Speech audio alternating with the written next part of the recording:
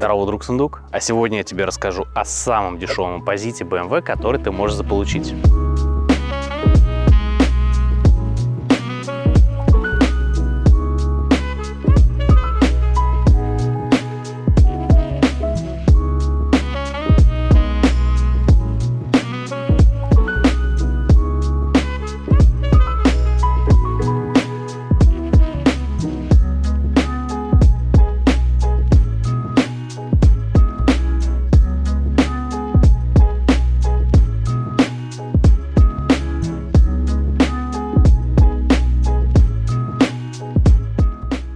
И перед тем, как мы перейдем к рассказу, я хочу объявить огромную благодарочку людям, которые поддержали предыдущую серию, не только Лукаса. В списке сегодня Роман, Дмитрий, Алексей и Андрей. Карта Тинькова, ссылки на Donation Alerts и PayPal будут в описании, если вы тоже хотите поддержать этот выпуск и попасть со своим сообщением на доску благодарочки в следующий. А теперь продолжаем просмотр. Мотор. Здесь важно напомнить о том, что здесь сухое сцепление, абсолютно дурацкое, которое я категорически ненавижу. Потому что это сцепление по факту работает только на вкл и выкл, а тебе, как настоящему джимханисту, обязательно нужно дозировать сцепление, подтормаживать задним тормозом, короче, ездить на скорости около улиточной. И тогда все у тебя получится. Здесь с этим сцеплением работать практически невозможно. С этим не согласятся 90% владельцев BMW, но я вам по секрету все сейчас рассказал, вы знаете, как докопаться до владельца BMW. Но зато хорошая часть, которая связана с этим сцеплением, ты можешь проинспектировать абсолютно весь свой мотоцикл, потому что когда ты будешь менять это замечательное сцепление, тебе придется разобрать мотоцикл примерно пополам. Подвеска. Здесь, конечно, будет стоять гордость всех BMW-истов — телелевер. Это абсолютно великолепнейшее изобретение, которое весит в 50 раз больше, чем должно весить на этом мотоцикле, и которое дает тебе практически ничего. Я категорически ненавижу телелевера, но любой владелец вам BMW скажет: ты чё, это лучшая подвеска на свете, лучше ничего не бывает. Это же телелевер, я могу лежачего полицейского проехать на скорости 100 км в час. Проблема в том, что все, что сказал я, и все, что говорят владельцы BMW, это в принципе правда. Ты можешь на этой замечательной подвеске проехать лежачего полицейского на сотке, и в принципе с тобой ничего не случится. Ты реально можешь здесь это делать, но проблема в том, что это надо всегда делать, любое препятствие преодолевать здесь надо абсолютно перпендикулярно. Если ты это делаешь под небольшим углом, все, это падла куда-то валится, куда-то ездит и так далее. Это падла чувствительно к любому камешку, к любой разметке, к любой царапинке на асфальте. Вес. Это здесь надо засунуть в отдельную категорию, потому что эта падла весит 231, что для стрита это абсолютно дохрена, и он весить столько не должен. Отчасти это происходит потому, что сюда засунули телелевер, которого быть здесь категорически не должно. И вот тут есть один интересный момент. Телелевер – тяжелая штука. Его надо было бы выкинуть и сделать мотоцикл легче для города. Да и телелевер в городе не нужен. Одни плюсы. И знаешь что? Они так и сделали в поколении 2013 года, когда наконец-то отказались от нее. Они сделали это. И мотоцикл стал тяжелее на 12 килограмм, камон, BMW. Но это ничего, они попытались исправиться и сделать мотоцикл еще лучше в поколении 2018 года плюс, где мотор уже 1250.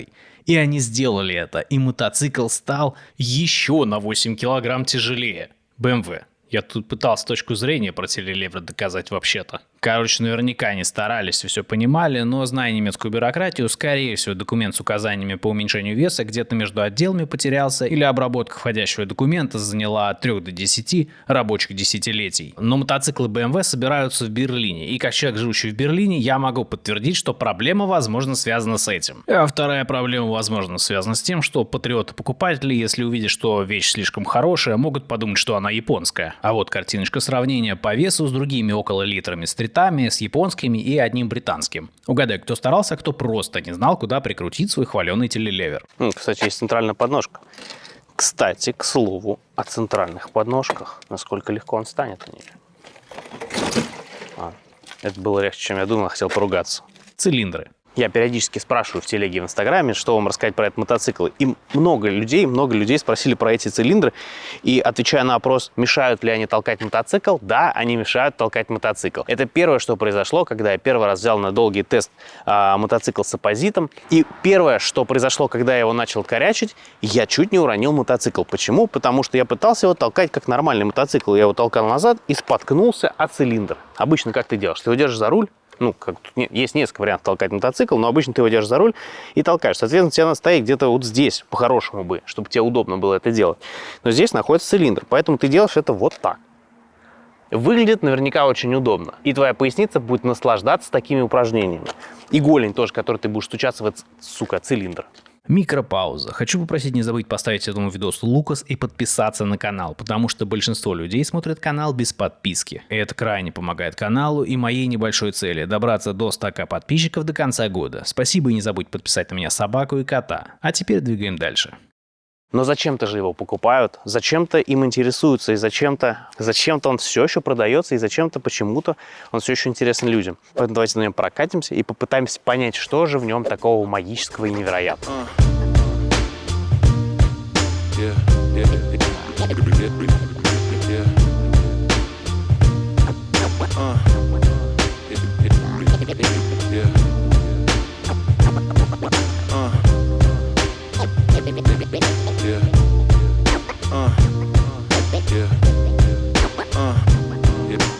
А перед тем, как мы продвинемся дальше в просмотре этого замечательного кинофильма, полезнейшая информация о спонсоре сегодняшнего видоса. Это, как всегда, ТЦ Формула X, которую вы отлично знаете. Это просто рай для мотоциклиста, где можно найти абсолютно все. Новые мотоциклы, БУ-мотоциклы, квадроциклы, водный транспорт, экипировка, мотосервисы, запчасти, охота и рыбалка. И что мне в них очень нравится, это то, что они за любой мотодвиж, который регулярно устраивают. И именно такой намечается у них на конец ноября. Черная мото-пятница. Только 3 дня с 29 ноября по 1 декабря по всему торговому центру Формула X объявляются большие скидки до 70%. Специальная цена будет и на мотоциклы, и экипировку, и аксессуары. Самое то, что прикупить себе какие-нибудь ништяки, а может и целый мотоцикл. И еще немного информации. Кроме того, у них есть каналы на Ютубе и ВКонтакте, которые они активно продвигают и где вы можете найти мотообзоры, путешествия, отчеты с мотомероприятий и анонс акций, которые они регулярно устраивают. А теперь продолжаем просмотр. Первое впечатление.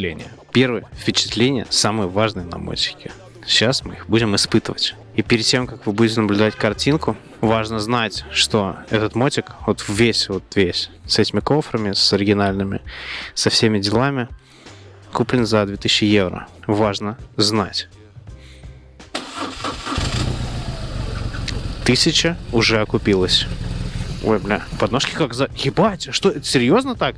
Это подножки вот так вот расположены? Ох, блядь, серьезно? Что, блядь, происходит? Куда ноги ставить? Ёб твою мать. В общем, по первым ощущениям, я не ожидал, что подножки будут настолько в жопе. Это очень странно. Я не к тому, что это будет неудобно. Возможно, это будет удобно. Просто это очень непривычно. И даже для обычного стрита, скажем, на Yamaha MT-07, они находятся более впереди как-то. По первым ощущениям это кажется более удобнее. Сейчас вот посмотрим, километров 300 проедем, как оно ощущается. Сразу чувствуется сухое сцепление, которое я ненавижу. Все владельцы, конечно, кроме одного владельца таких BMW, мне признают.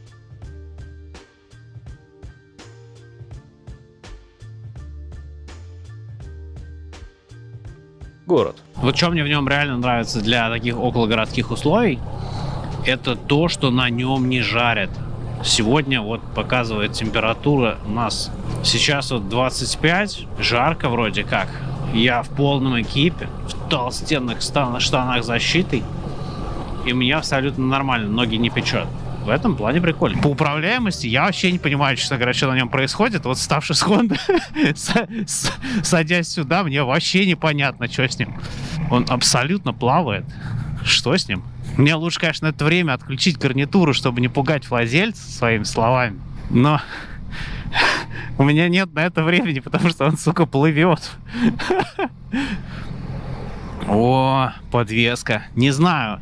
Я думаю, возможно, у них завалялся где-то телелевер, и они решили, а почему бы нет? Ну, чуть нет. Зачем нам что-то новое, вилку какую-то ставить, покупать у японцев вилки? Давай использовать отечественное, так сказать. В этом есть смысл для, так сказать, экономики страны и так далее, но для меня здесь смысла мало, потому что телелевер здесь это, конечно, оверкилл, потому что даже на туристическом РТ, почему они не поставили на гантелю этот замечательный телелевер, потому что он, сука, тяжелый и неповоротливый, и они хотели сделать К-серию более рулящейся, маневренной и веселой. Поэтому на К-серии Он не стоит, и поэтому, когда они думали, что сделать с РТшкой, как ее сделать побольше, они не стали переносить туда телелевер, потому что даже на туристическом мотоцикле это оверкилл тяжелый. Но здесь, в городской маленькой штучке, он стоит. Зачем? Неизвестно. Из плюсов он есть, из минусов он есть. Ситуация такая. Нихуя, что-то так дергается, ебать. Испугался, что ли? Не бойся, маленький, блядь. Трасса. Короче, с городом разобрались. По городу мне реально на нем неудобно. Он в валке, он неудобный, он отказывается поворачивать. Короче, в городе реально не нравится. А выезжая на трассу, я обнаружил, что мне в спине неудобно. Тут руль в каком-то таком месте, его хочется выше поставить, чтобы прямее сидеть. И тут какая-то такая посадка, ты типа и не наклонен, и не прямо. То есть как-то, я не знаю, ни туда, ни сюда. Вот на вот этой Honda CTX примерно такая же история. Ты и не вперед, и не назад, и не прямо, как на Харлее, а вот как-то вот ни туда, ни сюда. И у меня начинает между лопатками что-то затекать. Вот здесь история абсолютно такая же. Сложно сказать, что он удобный. Может, потому что владелец поменял сиденье и испортил эргономику такую, какая она должна была быть. Но зато подогрев ручек есть. Зеркала, к слову, если вы пытаетесь посмотреть и понять, что происходит сзади, вообще не догадаетесь, что, потому что они настолько здесь сильно трясутся, что вообще не разобрать, в принципе, какой мотоцикл сзади едет. Мотор. Вот что в нем удивляет, это когда ты на него смотришь, ну не кажется, что это какой-то мотоцикл шустрый, быстрый или еще что-то. Кажется, что это из-за своего дизайна, кажется, что это какой-то дед, типа. Но когда на него садишься, оказывается, он вполне себе может валить, серьезно. Очень уверенно. Неожиданно. Валит он реально неплохо. Еще что на нем прикольно, это вот эти моторы BMW, они довольно тягучие такие прямо, то есть ощущается вот как, не знаю, резиновый какой-то. Вот. То есть он себя вполне комфортно чувствует на очень маленьких оборотах, 40 на 4. Вполне себе. То есть ты можешь выбрать какую-то себе передачу, вторую, типа, например, и вообще на ней спокойно кататься, ни в чем себе не отказываться. Он как и крутится вполне себе нормально, нет ощущения, что он сейчас развалится. И на совсем маленьких оборотах нет ощущения, что он заглохнет. Такого практически здесь нет. Ну, видимо, потому что тут сцеплением ни хера не поиграешься, конечно. Как бы, возможно, это в целом спасает ощущение от этого мотоцикла, потому что мотор тягучий, и поэтому ты на нем можешь спокойно, кайфово кататься на маленьких оборотах. Тебе не нужно дрочить сцеплением, и все будет нормально. Ветрозащита. Как ни странно, вот этот ветровик, который кажется довольно успешным в плане ветрозащиты, справляется очень хреново, потому что вот эти штуки так закручивают себе воздух и бьет прямо в бошку. И в итоге все равно шумно, кого-то ты едешь совершенно без него. Грудь чуть-чуть, вот саму грудь внизу, вот внизу прям вот, я не знаю, внизу, вот там вот спасает где-то. Но это то же самое, что ехать на обычном мотоцикле, мне кажется, с ветровика. Абсолютно. А что на дальняк? В целом есть, конечно, такая забавная штука, что сложно рассуждать о мотоциклах, которые типа только для дальняка или не для дальняка, потому что на каком бы мотоцикле я ни ездил, абсолютно на любом, уже часа через 3 начинаешь утомляться, уже тяжело сидеть, уже хочется встать, уже хочется походить, уже хочется слезть, уже что-то не так удобно, так далее, так далее, так далее. И, короче, в целом, если ты реально не долбишь дальняки раз в месяц не уезжаешь на какие-нибудь расстояния типа 3000 хотя бы, тогда вообще нет смысла в этих мотоциклах, которые типа для дальняка. Но только если у тебя есть возможность в гараже держать обычный городской мотоцикл и раз в год откупоривать вот этот свой замечательный и великолепный на дальняки мотоцикл. Тогда это имеет, конечно же, смысл. Но брать себе какую-нибудь корову огромную на каждый день, на которой ты типа будешь ездить на дальняки, это полная срака. Вот этот мотоцикл, в принципе, даст тебе все, что нужно. В плане том, что на нем есть кофры, на нем достаточно широкая сидушка для пассажира, на нем есть очень широкие туристические сидушки для пассажиров. Короче, вариантов полным-полно. На нем куча стоковых креплений и так далее. Тебе хватит абсолютно для того, чтобы увезти с собой всякие грузы.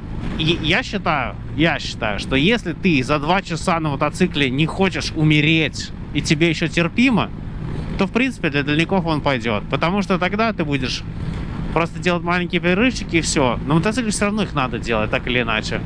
Я к тому, что в моем понимании, мне этот мотоцикл даже больше для дальняка нравится, чем для города. Потому что для города он какой-то... На нем какие-то вибрации дурацкие, когда ты стоишь в пробках. Мне не нравится управляемость. Мне не нравится управляемость, когда ты попадаешь на какой-то булыжнике, на какую-то брусчатку. Мне не нравится. Он достаточно тяжелый для своего класса. И выходит так, что, в принципе, по трассе на нем ехать прикольнее. А если ты купишь еще и свежие модели, на них еще и круиз будет. Комфорт. Где-то примерно через тотал 1,5 часа сидения на этом мотике начинает затекать жопа. И все хочется как-то это привстать, прилечь, не знаю, что-то. Короче, как-то избавиться от этого состояния сидения. Оно здесь плоское какое-то, и что-то как-то нет. Как-то нет. Хотелось бы, чтобы подольше его чуть-чуть хватило, конечно. Так что по моей теории не совсем работает. Если бы вот 2 часа вообще без запинок так получалось, было бы, конечно, круто. Но через 1,5 часа езды мне уже хочется выпрямить ноги. Не потому что что-то стекло, нет, там ничего такого смертельного, не так, что я прям умираю. Ну просто уже хочется выпрямить ноги, отложил их на цилиндр, отдыхаю. В принципе, благо здесь это реально возможность. Жопа, уже все, типа я хочу вставать, уже прям нет, уже копчик устал, уже нет, надо перемещаться куда-то, что-то делать.